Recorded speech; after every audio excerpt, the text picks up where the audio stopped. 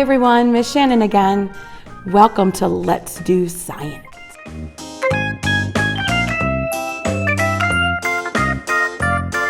Okay, we are going to use scissors, marbles. I've got two different sizes. I got a baby one and a big one. A cup. Now you can use a glass cup if you would like, or a jar. I'm using a paper cup. And a balloon. So first, we are going to take your scissors and you're going to cut off the top of the balloon, okay? We'll set those off to the side.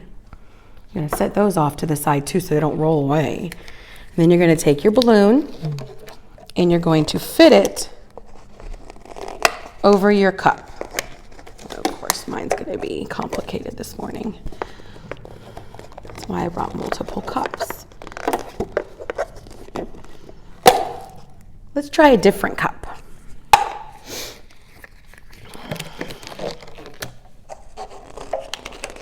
There we go.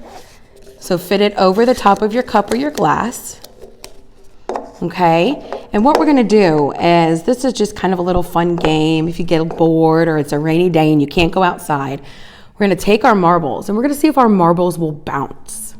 Okay, so we are going to bounce our marbles. So you bounce. You can play with your friends, with your mom and your dad and your brothers and sisters.